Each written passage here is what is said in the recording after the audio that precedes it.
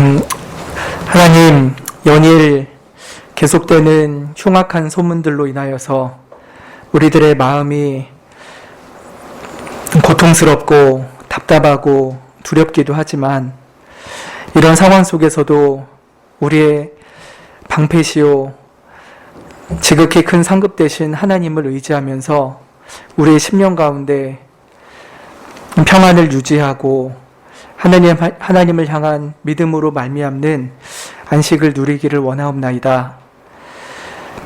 세상은 우리의 마음을 흔들고 우리의 심령을 무너뜨리지만 우리에게는 세상이 주지 않는 오직 하나님만이 주시는 참된 평안이 있기에 오늘도 하나님의 친백성이요 하나님의 사랑받는 자녀로서의 안식과 평안을 누리며 주님 앞에 감사를 드리옵나이다.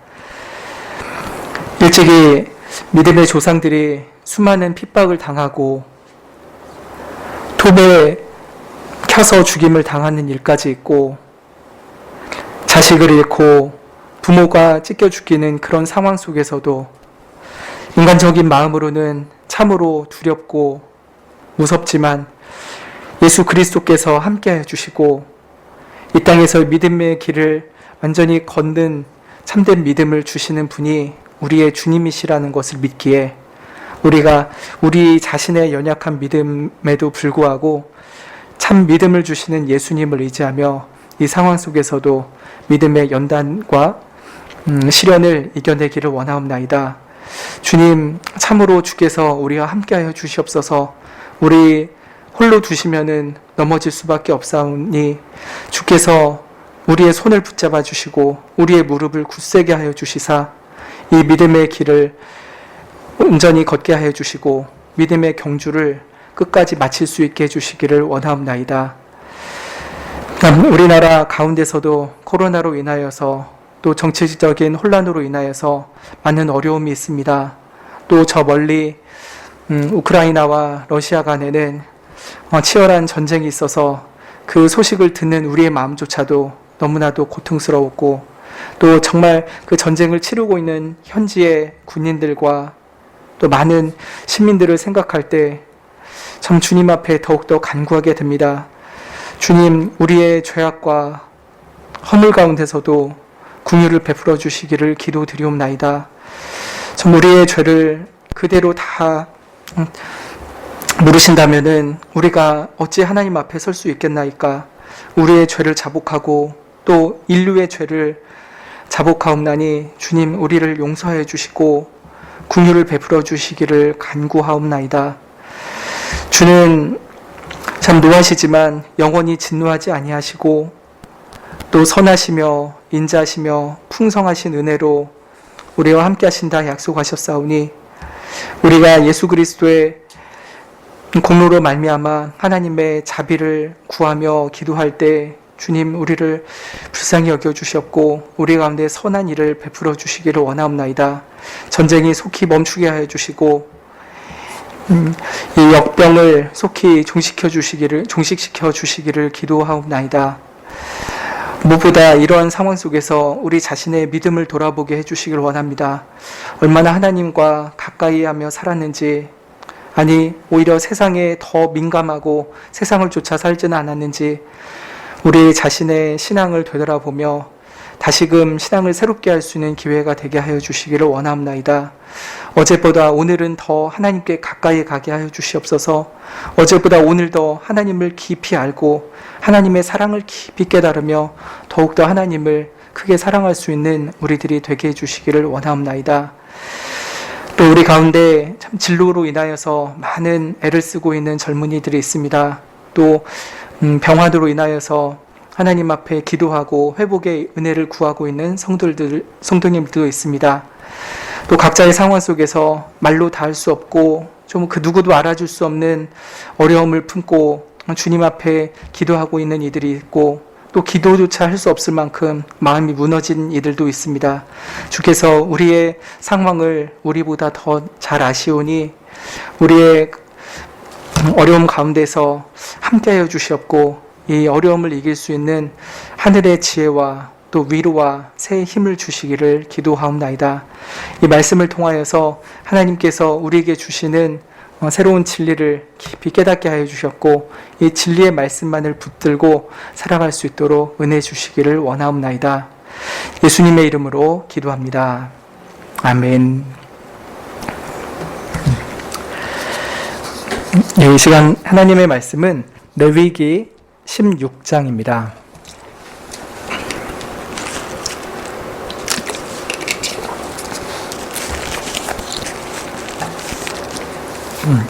레위기 16장 1절부터 10절까지 한 절씩 교독하겠습니다. 16장 1절부터 10절입니다. 아론의 두 아들이 여호와 앞에 나아가다가 죽은 후에 여호와께서 모세에게 말씀하시니라.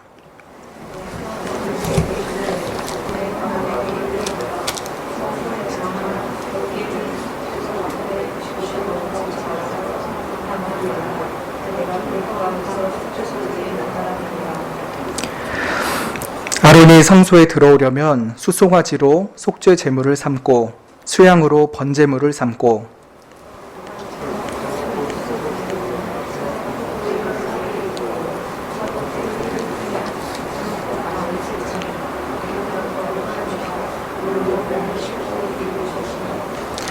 이스라엘 자손의 회중에게서 속죄 제물을 위하여 수염소 둘과 번제물을 위하여 수양 하나를 취할지니라.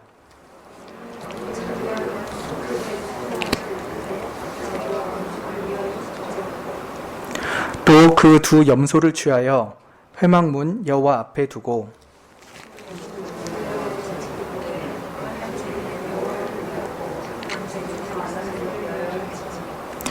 아론은 여호와를 위하여 제비 뽑은 염소를 속죄제로 드리고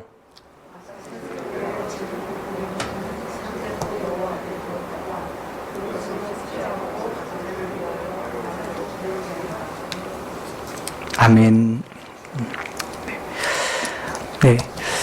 레위기 16장에는 속죄일의 규례가 나타나 있죠. 이것은 레위기 전체에서의 절정이고 핵심이라고 볼 수가 있습니다.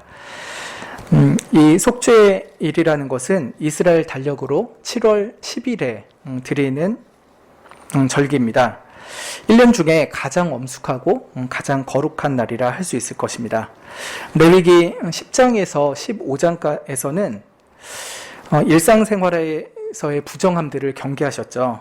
특정한 음식을 부정하다 하시고 또 출산한 여인이 부정하다 하시고 피부나 가죽이나 집에 부정한 것이 무엇인지를 가르치셨습니다. 또 유출병으로 인한 부정함도 가르치셨죠.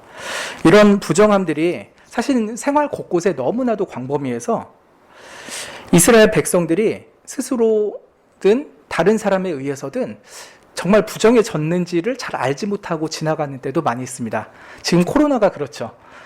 어디서 네, 죄송합니다.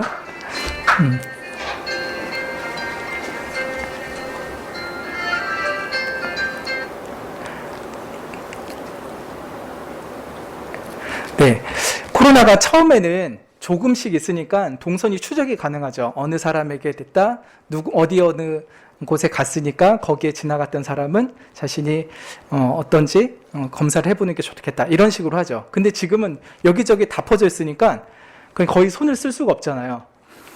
마찬가지로 하나님께서 그 이스라엘 백성들의 삶 가운데 세세하게 규정해 놓으신 부정함에 대한 것들이 굉장히 광범위해서 때로는 알면서 범할 때도 있었지만 모르면서 범하는 때도 있습니다. 어떤 사람이 부정한데 자리에 앉아 있었다. 근데 나도 모르게 그 의자에 앉았다. 그러면은 자기도 부정한데 부정한 걸 모르는 일이 일어나게 되는 거잖아요.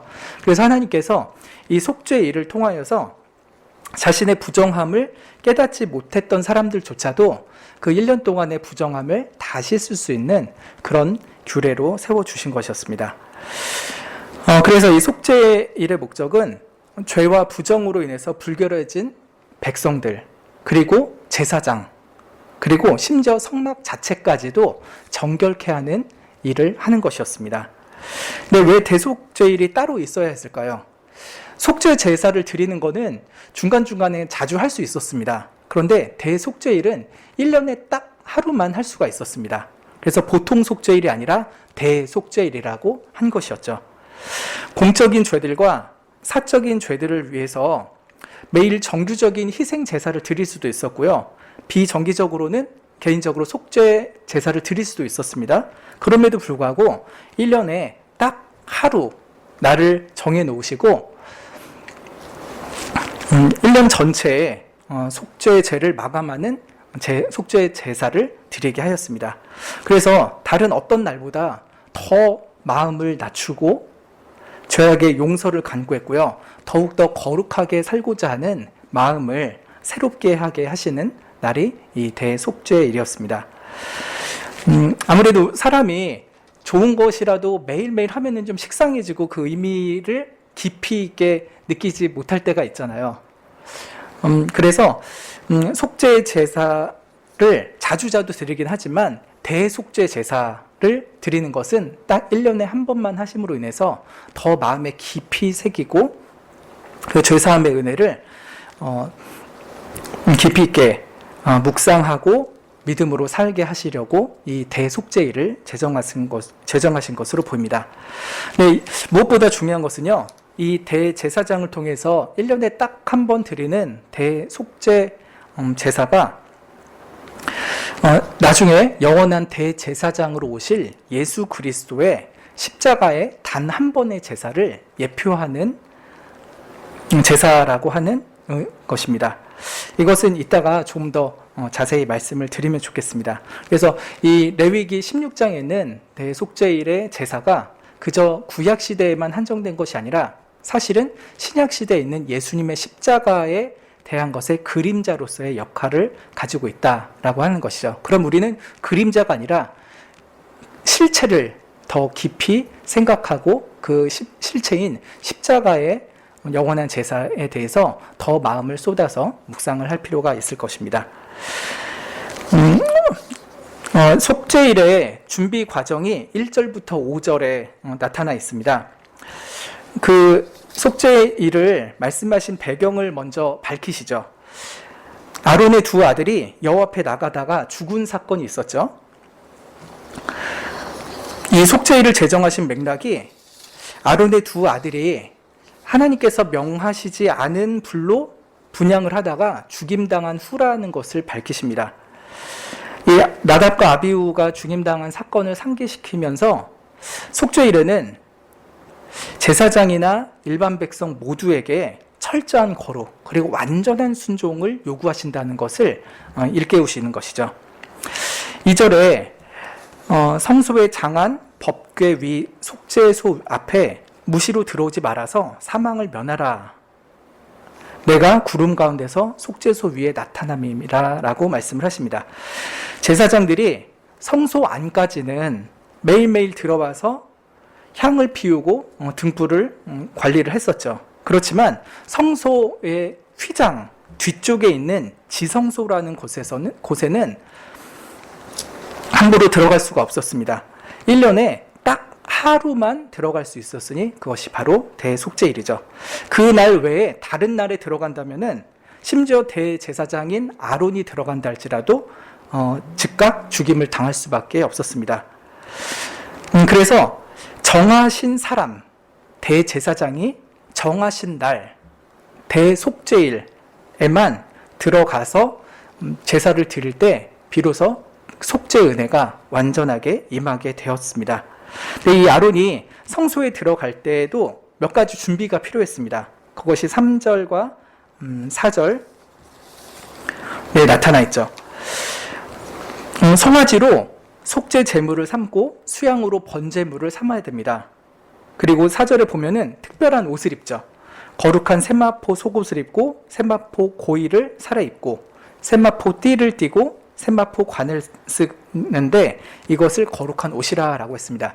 사실 대제사장이 평상시에 입는 옷은 이것보다 훨씬 화려합니다. 막 금부치가 여러 보석들로 치장된 굉장히 화려한 옷을 평상시에 입고 다니는데 이 대속죄일에는 배옷과 같은 세마포 옷을 입는 거예요. 그러니까 평상시보다 가장 초라하고 가장 화려하지 않은 소박한 의복을 입고 대속죄의 일을 지내게 되는 것이죠. 이것은 왜 그럽니까? 예수님께서 하늘의 영광, 그 신적인 영광을 내려놓으시고 영원한 속죄 제물을 드리는 작은 어린 양으로 하나님 앞에 서게 된다는 것을 예표하는 것이죠. 이렇게 높으신 예수님이 자신을 지극히 낮추시사 죽기까지 순종하는 것을 보여주는 하나의 장면이 바로 대제사장이 가장 초라한 옷을 입고 속죄 제사를 드리는 것이었습니다. 이렇게 옷을 입기 전에 먼저 물로 몸을 씻어야 되죠. 목욕을 하고 또 제사를 드리기 전에도 물두멍에서 손과 발을 씻음으로써 자신을 정결케 하고 그런 제사를 드려야만 했었습니다. 이건 역시 대제사장인 아론조차도 완전히 정결치는 않은 존재라는 것을 보여주는 것이죠. 죄가 없고 하나님 앞에 완전 무결한 존재라면은 목욕을 할 필요도 없고 그냥 자기 있는 그대로 나아가면 됐을 것이나 자신의 허물과 죄가 분명히 있었기에 이 제사장 아론조차도 목욕을 하고 나서야 하나님 앞에 나아갈 수 있었습니다. 자신의 불결함을 꼭 씻어야만 했던 죄인인 것이죠. 그래서 속죄 제물을 드리고 또 번제물을 드리고 나서야 하나님 앞에 들어갈 수 있었습니다. 5절에 이러한 제사 외에 또 특별한 제물을 하나 드려야 되는 것을 말합니다. 이스라엘 자손의 회중에게서 속죄 제물을 위하여 수염소 둘과 번제물을 위하여 수양 하나를 취할지니라 라고 말씀을 하고 있죠. 이제 6절부터 10절에서는 이 대속죄일에 대해서 좀 더 세부적인 규례를 말씀합니다. 지금까지는 준비 과정이었습니다. 이렇게 준비를 하고 이제부터가 더 본격적으로 대속죄 제사를 드리게 되는 것이죠. 6절에 아론은 자기를 위한 속죄제 수송아지를 드려야 했습니다. 먼저 자기의 죄를 속하고 나서야 하나님 앞에 설 수 있었고 또 다른 백성들을 위해서도 제사를 드릴 수가 있었던 것이죠. 그리고 7절과 8절에서는 특별한 염소 2마리를 말씀을 합니다.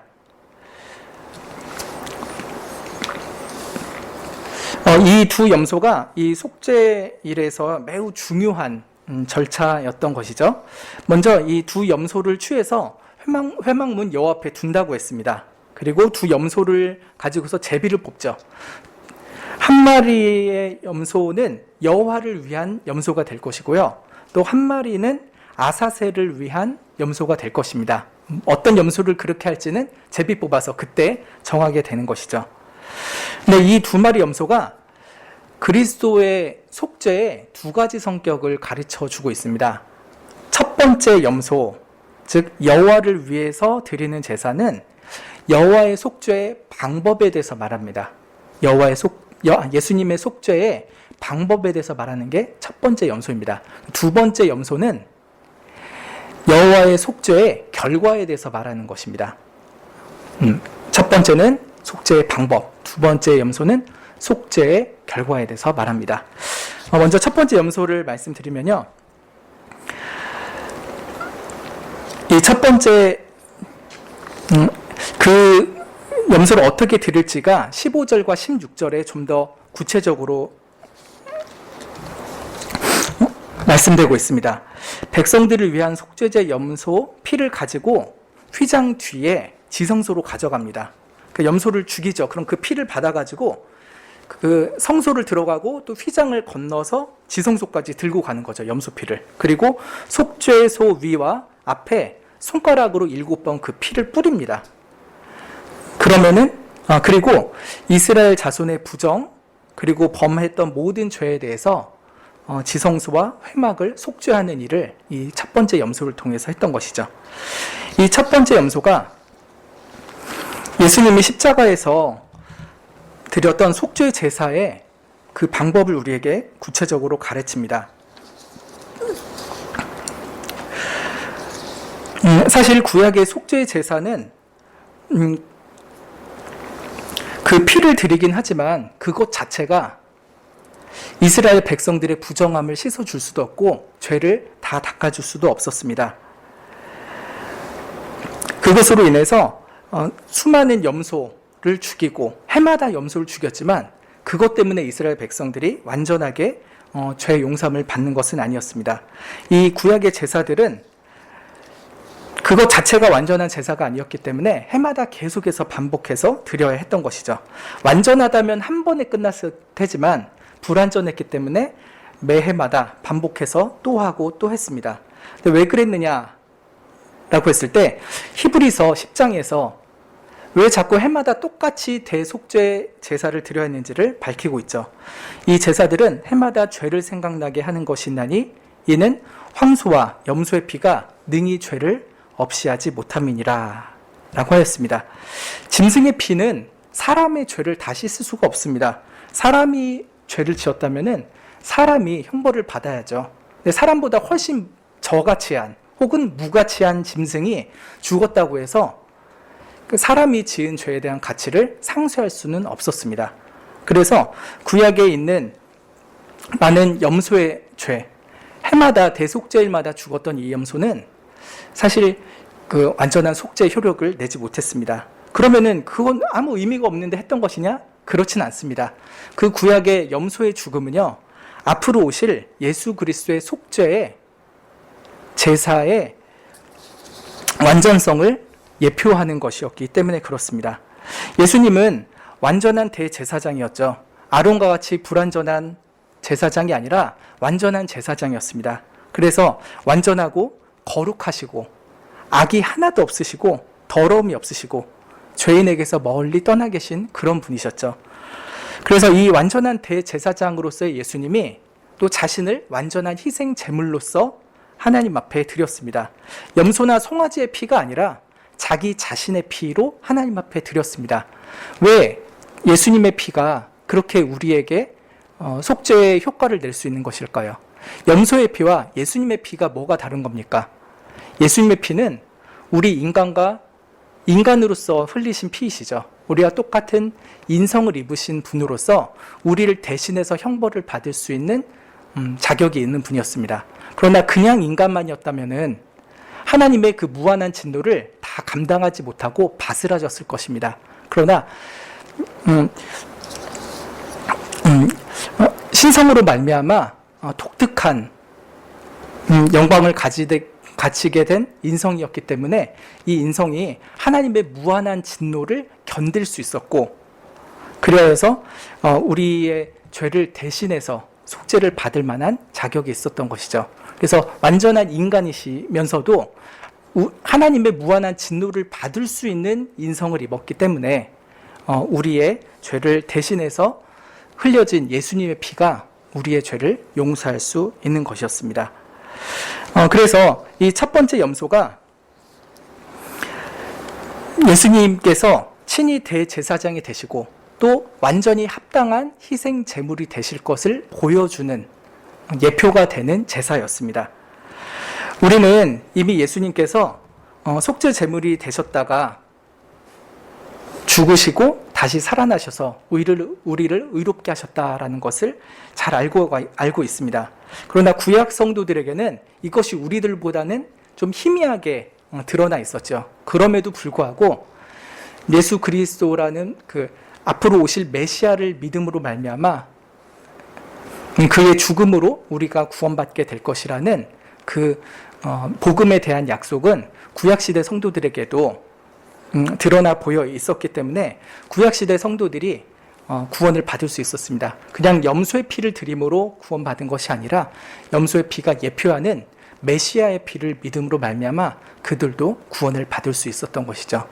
이렇게 첫 번째 염소는 예수님의 속죄의 방법이 무엇인가를 우리에게 알려줍니다. 그것은 바로 예수님이 완전한 대제사장으로서 친히 자신을 완전한 희생 제물로 바침을 통해서 우리의 속죄가 이루어진다는 것을 알려주는 것이었죠. 두 번째 염소가 더 드라마틱합니다. 보통 이 첫 번째 염소 같은 효과는 많이 우리가 여러 제사를 통해서 알죠. 그러나 이 속죄일에서의 두 번째 염소는 예수 그리스도의 속죄의 결과가 무엇인지를 우리에게 눈으로 보이게끔 알려줍니다. 10절에 아사셀을 위하여 제비 뽑은 염소는 산대로 여호와 앞에 두었다가 그것으로 속죄하고 아사셀을 위하여 광야로 보낼지니라 라고 했죠. 이 아사셀이 무엇인가에 대한 견해가 몇 가지가 있습니다. 하나는 그 염소를 이제 그 진 밖으로 쫓아내게 되는데요. 그 진 밖으로 나가게 될 광야의 이름이 아사셀이다 라고 하는 견해도 있습니다. 또 하나는 광야에 있는 사탄의 이름이 아사셀이다, 이런 견해도 있죠. 그러나 세 번째 견해가 가장 그럴듯한데, 네보넴을 받는 염소다, 이런 뜻으로 아사셀이라는 이름이 붙은 것으로 보입니다. 네보넴을 받았다라고 하는 것이죠. 아마 이 세 번째가 가장 타당할 것입니다. 근데 20절에 보면은요, 이 아사셀 염소를 어떤 식으로 처리하는가에 대한 것을 자세히 말씀합니다. 아론은 두 손으로 산 염소의 머리에 안수를 합니다. 이 안수는 잘 아시다시피 그 죄를 전가하는 것이죠. 이스라엘 자손의 모든 불의와 그 범한 모든 죄를 고하고 그 죄를 염소의 머리에 두어 라고 했죠. 온 이스라엘 백성들이 1년 동안 했던 그 죄를 염소에게 안수함으로써 다 전가시키는 것입니다. 그리고 미리 정한 사람에게 맡겨서 광야로 보낼지니 염소가 그들의 모든 불의를 지고 무인지경에 이르거든 그는 그 염소를 광야에 놓을지니라 고 했습니다. 이 염소는 사실 죄가 없죠. 그런데 그 이스라엘 백성들의 모든 부정함과 죄를 다 담당하고서 그 이스라엘 진영 밖으로 나가게 되었습니다. 한 사람에게 맡겨서 광야로 끌고 나가게 되죠. 그러면 그 염소가 그 백성들의 모든 불의한 것을 지고서 그 광야에서 지내게 됩니다. 그 염소는 어떻게 될까요? 어떤 맹수가 있으면은 찢겨 죽임 당할 것이고, 아니면은 목말라서 또 배고파서 죽게 되겠죠. 어쨌든 염소의 결과는 죽음입니다. 그런데 그 염소가 이스라엘 진영 안에서 죽는 게 아니라요, 진 밖으로 멀리 나아가서 죽는다는 것이 매우 독특합니다. 보십시오. 다른 제사는요, 다 이스라엘 진영 안에서 드렸잖아요. 성막 안에서, 성소 앞에서 제사를 드렸습니다. 이건 다 이스라엘 진영 안에서 죄를 어떻게 처리하는가에 대해서 보여주는 것이었죠. 그런데 이 아사셀 염소는 좀 특이하게도요, 밖으로 내보냅니다. 나가서 죽게 만드는 것이죠. 이것은 뭐냐? 예수님의 속죄의 효과를 가르쳐 주는 것입니다.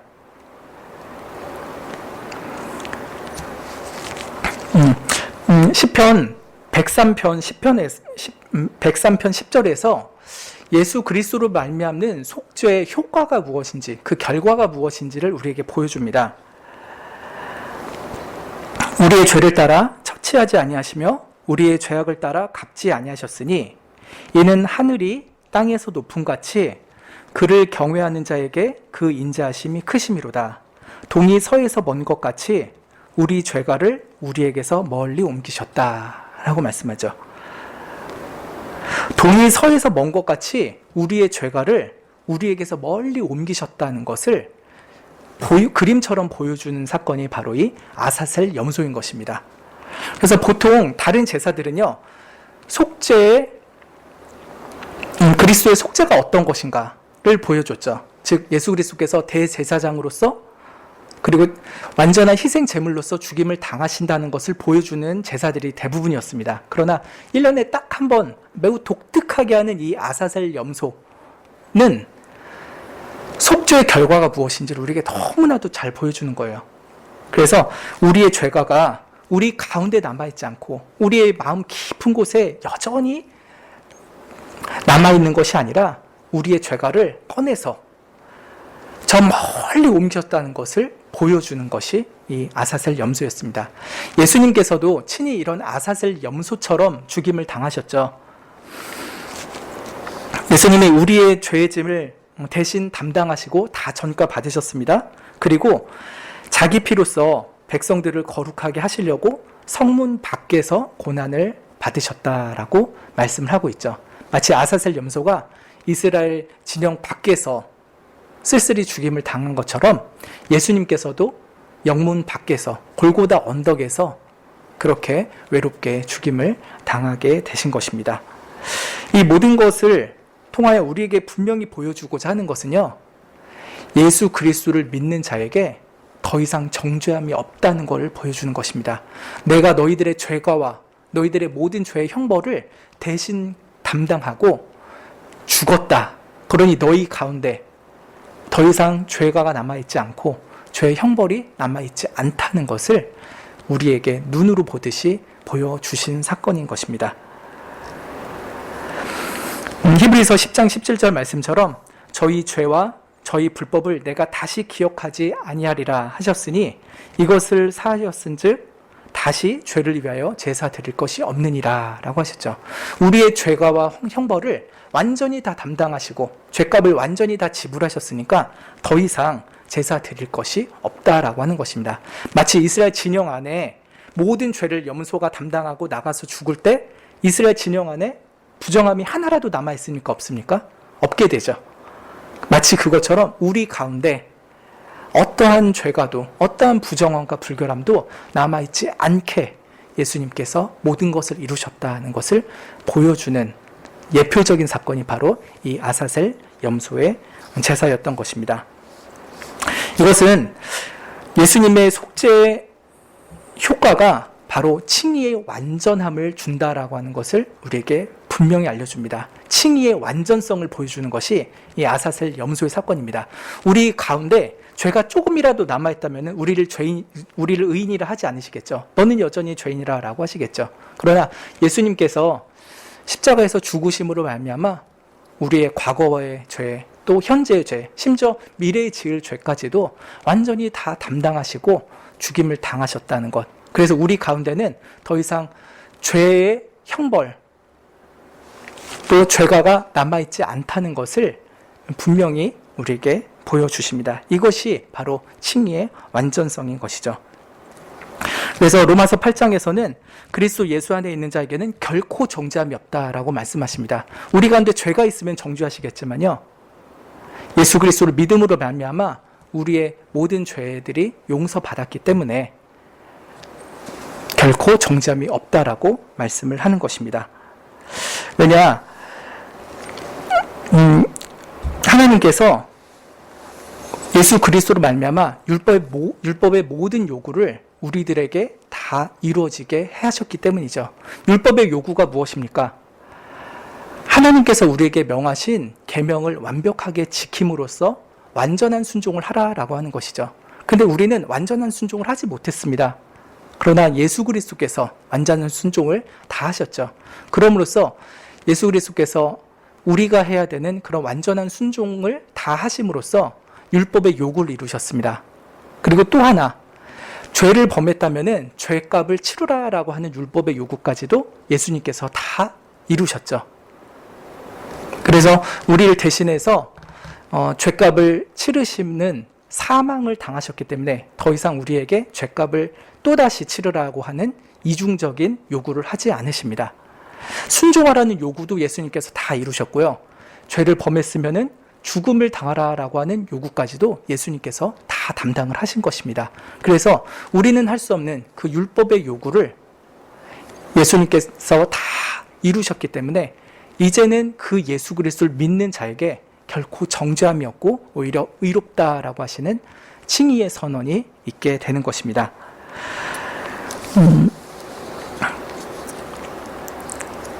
물론 우리가 예수 그리스도를 믿음에도 불구하고 여러 가지 죄를 짓지만 이 죄로 인해서 우리의 칭의가 취소되는 것은 아닙니다.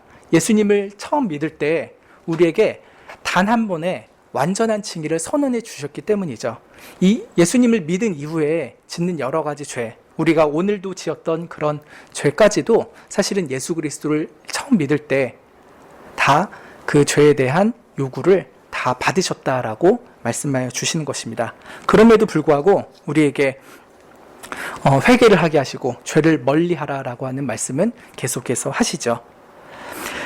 죄가 남아있으면 칭의가 취소되어서가 아니라 죄가 남아있으면 하나님과의 관계가 어그러지기 때문입니다.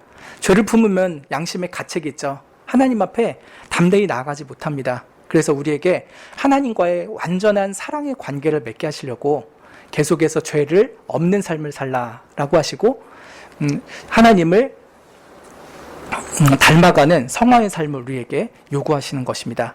예수님께서 그 가늠하다가 잡혀왔던 여인에게 그렇게 말씀하시잖아요. 나도 너를 정죄하지 아니하노니 가서 다시는 죄를 범치 말아라.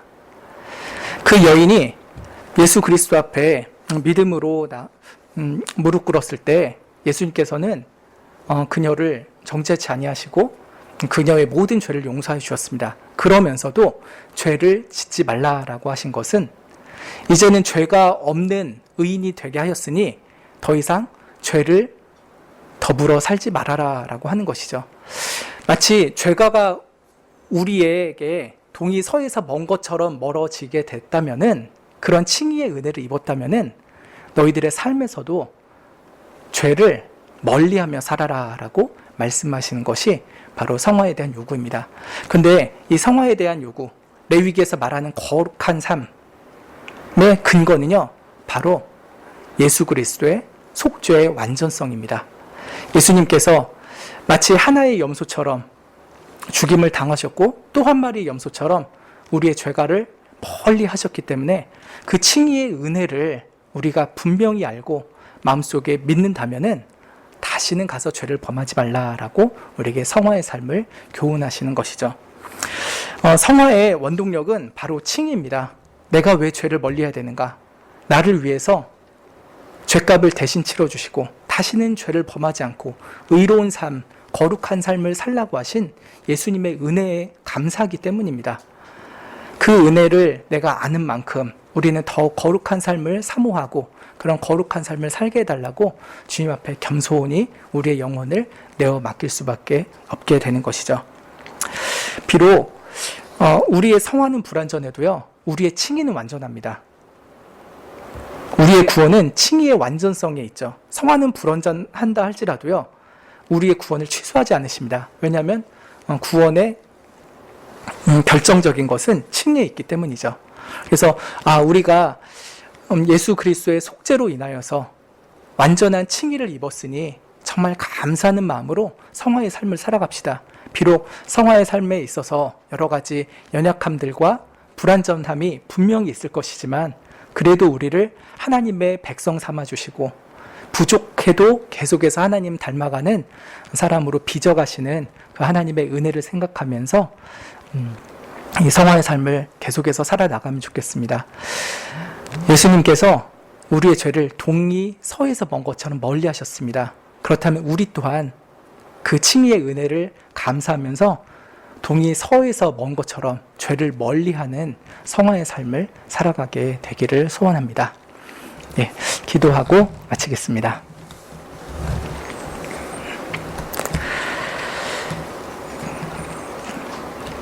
예수 그리스도께서 참 죄에 찌들어 사는 우리들의 인생 가운데 찾아오셨고 예수님의 십자가의 보혈의 은혜를 알려주셨습니다. 귀로만 듣는 것이 아니라 우리로 마음으로 믿게 하여 주셔서 우리를 의롭게 하시는 그 은혜를 받아서 살아가고 있습니다.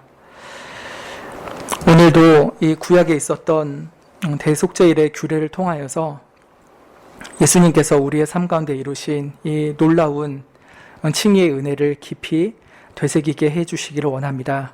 그리고 우리의 죄가를 동이 서에서 먼 것처럼 멀리 하신 예수님의 은혜를 깊이 생각하고 감사드리며 우리 또한 죄를 멀리하고 예수 그리스도 안에서 주님만을 가까이하며 의로운 삶, 거룩한 삶을 살아가기에 힘쓰게 해주시기를 원하옵나이다.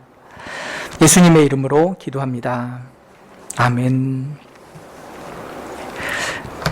하늘에 계신 우리 아버지여, 이름이 거룩히 여김을 받으시오며 나라의 임하옵시며 뜻이 하늘에서 이룬 것 같이 땅에서도 이루어지이다. 오늘날 우리에게 일용할 양식을 주옵시고 우리가 우리에게 죄 지은 자를 사하여 준 것 같이 우리 죄를 사하여 주옵시고 우리를 시험에 들게 하지 마옵시고 다만 악에서 구하옵소서.